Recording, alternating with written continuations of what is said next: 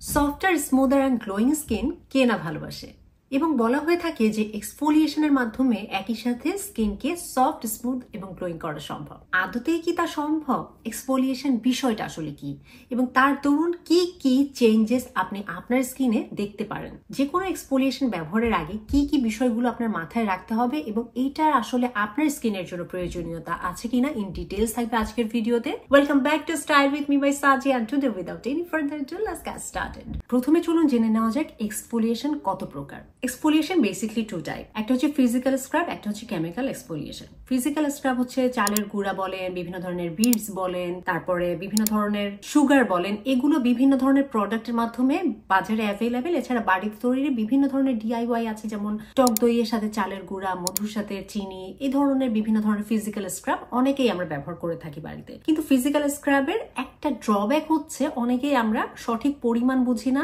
কার স্কিনে কোনটা সুইটেবল এই জিনিসটা জানি না, এবং যখন আমরা ব্যবহার করি অনেক বেশি জোরে জোরে রাব করি, যার দরুন আমাদের স্কিন টিস্যুটা ড্যামেজ হওয়ার সম্ভাবনা থাকে। এই কারণে এটা একটা ড্রব্যাক আমরা ধরতে পারি। কিন্তু এর একটা পজিটিভ সাইড হচ্ছে যে এটা খুবই অ্যাভেলেবেল, কোনো পয়সা খরচ হয় না বাড়তি, এবং যাদের স্কিনে কোনো ধরনের প্রবলেমস নাই, একনি, পিম্পল এই ধরনের সমস্যা নাই, সেন্সিটিভ স্কিন না, তারা কিন্তু চাইলে এ ধরনের স্ক্রাব বাড়িতে ব্যবহার করতে পারেন। কিন্তু ব্যবহার বিধির ক্ষেত্রে অবশ্যই দানাগুলো যেন খুব শক্ত না হয় এবং মাসাজের সময়টা আসলে খুবই সতর্কতার সাথে জেন্টলি যদি করতে পারেন ইটস সেফ। আর দ্বিতীয় রকম হচ্ছে কেমিক্যাল এক্সফোলিয়েশন, যেটা খুব বেশি প্রবলেমেটিক স্কিন, যাদের একনি, পিম্পল আছে, সেন্সিটিভিটি আছে, অথবা এই ধরনের কোনো কিছু নাই কিন্তু ফিজিক্যাল স্ক্রাব ব্যবহার করতে চাচ্ছেন না, তারা চাইলে মার্কেটে অ্যাভেলেবেল বিভিন্ন ধরনের কেমিক্যাল এক্সফোলিয়েশন কিনে ব্যবহার করতে পারেন। এটার একটা ড্রব্যাক হচ্ছে এটা আপনার খুব লো পার্সেন্টেজ দিয়ে শুরু করতে হবে, এবং সব ধরনের স্কিনের জন্য সব ধরনের কেমিক্যাল এক্সফোলিয়েশন কিন্তু সমানভাবে কাজ করবে না। তো স্কিন বুঝে, স্কিনের কনসার্ন বুঝে আপনাকে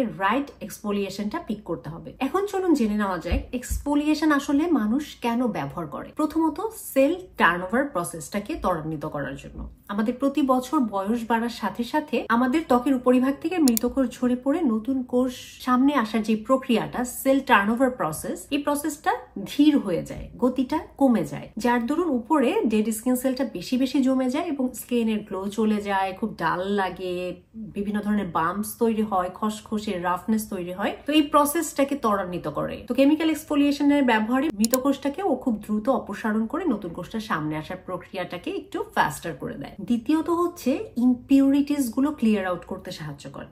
মানে ধরেন আমরা সকাল বিকালে ফেস ওয়াশ দিচ্ছি, কিন্তু আমরা দিনের বেলাতে এমন কোনো কমেডোজেনিক প্রোডাক্ট ব্যবহার করছি, কোনো মেকআপ ব্যবহার করছি, অথবা আমাদের যাদের খুব অয়েল প্রোডাকশন, সেবাম প্রোডাকশন বেশি হয়, আবার যাদের স্কিন খুব বেশি ফ্লেকি, ড্রাই, তাদেরও কিন্তু ড্রাই স্কিন সেলটা ঝরে পড়ার সম্ভাবনা বেশি থাকে। তারা অনেক বেশি ময়শ্চারাইজার ক্রিম অ্যাপ্লাই করেন, সেগুলো করে কি মৃত কোষগুলোকে আরো বেশি স্টিকি করে স্কিনের সাথে রেখে দেয়। তো ফেস ওয়াশ ব্যবহারের দরুন সকল প্রকার ইমপিউরিটিস সবসময় আসলে দূর হয় না, যেটা আমরা খালি চোখে দেখতে পারি না, কিন্তু ওই ইমপিউরিটিস গুলো থেকেই আমাদের স্কিনের বিভিন্ন ধরনের প্রবলেম তৈরি হয়। কেমিক্যাল এক্সফোলিয়েশন স্বভাবতই সেই ইমপিউরিটিস গুলো দূর করতে সাহায্য করে, পোর্সটাকে ক্লিয়ার রাখতে সাহায্য করে। এই কারণেই বলা হয় যে কেমিক্যাল এক্সফোলিয়েশন স্কিনটাকে স্মুথ করতে সাহায্য করে, এন্ড মোস্ট ইম্পর্টেন্টলি এটা স্কিনকে ব্রাইট করতে সাহায্য করে। ইন এ সেন্স, যেহেতু পোর্স গুলো ক্লিয়ার থাকে কেমিক্যাল এক্সফোলিয়েশনের দরুন এবং মৃত কোষ ঝরে পড়ে যায়, নতুন কোষ যখন সামনে আসে ত্বকের স্বভাবতই যখন লাইট পড়ে একটা রিফ্লেক্ট করে, একটা গ্লো দেয়, যেটা একটা হেলদি গ্লো বলা হয়। গ্লো এন্ড ফর্সা বিষয়টা কিন্তু এক না।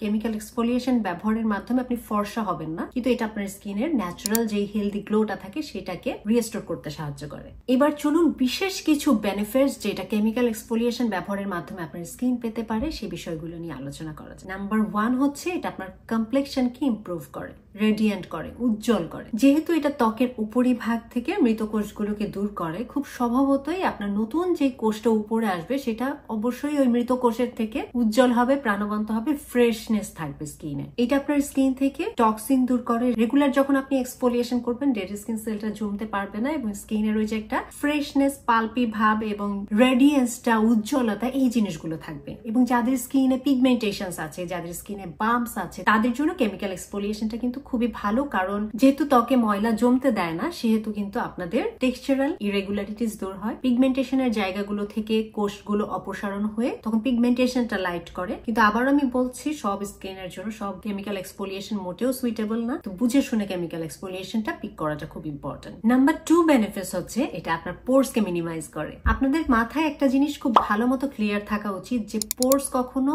দরজা জানালার মতো খোলা এবং বন্ধ করা যায় না। পোর্স সবসময় ওপেন থাকে। পোর্স মানে কি, আমাদের ত্বকের এই ছোট ছোট ছিদ্রগুলো, এগুলো তো আসলে বন্ধ হয়ে যাবে না, বন্ধ হয়ে গেলেই তো একনি পিম্পল হবে। এখান থেকে আপনার ঘাম ময়লা শরীর থেকে বের হয়ে যায়, তো এটা সবসময় ওপেনই থাকে। কিন্তু ময়লা ঘাম ধুলা বিভিন্ন ধরনের প্রোডাক্টে এটা করে কি, মুখটা বন্ধ হয়ে যায়, তখনই একনি পিম্পল তৈরি হয়। কিন্তু কেমিক্যাল এক্সফোলিয়েশন ব্যবহার করলে পোর্স এর ভিতরে এই ময়লাগুলো জমতে পারে না, ওরা সব তেল ময়লা সেগুলো অপসারণ করতে সাহায্য করে। ডেড স্কিন সেল যদি জমে থাকে সেটাকে অপসারণ করতে সাহায্য করে। ইন এ সেন্স এটা পোর্স যেহেতু ক্লিয়ার রাখে, আপনার পোর্স যত ক্লিয়ার থাকবে তত বেশি ছোট মনে হবে, শ্রিঙ্কড মনে হবে। বাজেটে বিভিন্ন ধরনের কেমিক্যাল এক্সফোলিয়েশন আছে। এইচএ যেটা ত্বকের উপর থেকে ডেড স্কিন সেল রিমুভ করতে সাহায্য করে, বিএইচএ যেটা ত্বকের ভিতরে ঢুকে পোর্সের ভিতর থেকে ময়লা দূর করতে সাহায্য করে, গ্লাইকলিক অ্যাসিড আছে যেটা স্কিনের ব্রাইটনেস আনতে সাহায্য করে। তো আপনার ত্বকের ধরন বুঝে, প্রবলেম বুঝে আপনাকে এক্সফোলিয়েশন পিক করতে হবে। নাম্বার 3 হচ্ছে এটা এইজিং প্রসেসটাকে স্লো ডাউন করতে সাহায্য করে। কিভাবে সেটা একটু ব্যাখ্যা করি। আমাদের নতুন যে কোষ বা হেলদি যে কোষগুলো থাকে, সেই কোষগুলোর পানির ধারণ ক্ষমতা বেশি থাকে, সেই কোষগুলো সতেজ থাকে, সেই কোষগুলোর প্রোডাক্ট অ্যাবজর্পশন রেট ভালো থাকে। তো যখন আপনার ডেড স্কিন সেল ত্বকের উপরে থাকবে, এটার কিন্তু আসলে কোনো কাজ নাই। এটা যত তাড়াতাড়ি অপসারণ করে নতুন কোষ সামনে আসবে, তত কিন্তু এটা আপনার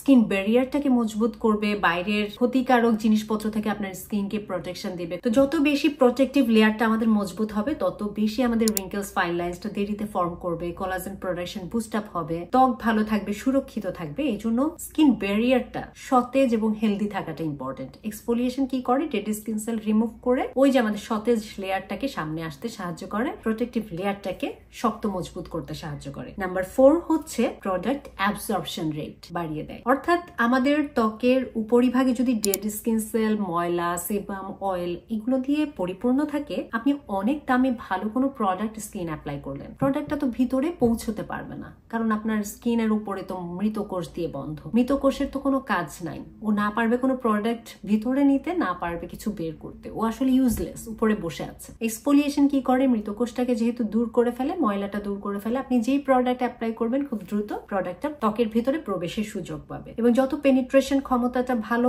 হবে, অ্যাবজর্পশন রেটটা ভালো হবে যে কোনো স্কিন কেয়ার প্রোডাক্টের, সেটা তত বেশি কাজ করবে। শুধুমাত্র এক্সফোলিয়েশনের অভাবে আমরা অনেক সময় অনেক ভালো প্রোডাক্ট ব্যবহার করলেও তার যথাযথ বেনিফিট আমাদের স্কিন কিন্তু পায় না। এটা খুবই ইম্পর্টেন্ট যে আপনার স্কিনের উপরিভাগটাকে ক্লিন অ্যান্ড ক্লিয়ার রাখাটা। এন্ড নাম্বার 5 যেটা খুবই ইম্পর্টেন্ট, সেটা হচ্ছে acne, pimple, bumps, black hairs, white hairs, এই প্রত্যেকটা বিষয়ের মূল কারণই হচ্ছে আপনার পোর্স যখন আনক্লিয়ার থাকে, ইম্পিউরিটিস দিয়ে পরিপূর্ণ থাকে, তখন ওই টক্সিনটা বাইরে আসতে না পেরে ভিতরে ফর্ম করে black hairs, white hairs, pimple, acne এগুলো তৈরি করে। তো এই ধরনের প্রবলেমেটিক স্কিন যাদের বা প্রবলেম নাই, তাদের জন্যও এক্সফোলিয়েশন করাটা খুবই ভালো একটা প্র্যাকটিস, কারণ এক্সফোলিয়েশনের মাধ্যমে আপনার পোর্স ক্লিয়ার থাকবে, এবং আপনার পোর্স যত ক্লিন অ্যান্ড ক্লিয়ার থাকবে, আপনার স্কিনের 80% প্রবলেম এটাতেই কভার হয়ে যাবে। আপনার স্কিন সফট থাকবে, স্মুথ থাকবে, বাম্পস থাকবে না, অ্যাকনি পিম্পলের প্রকোপ কমবে, আপনার পোর্সটা অ্যাপিয়ারেন্স দেখতে ছোট মনে হবে, আপনার স্কিন কেয়ার প্রোডাক্টের অ্যাবজর্পশন রেট বাড়বে,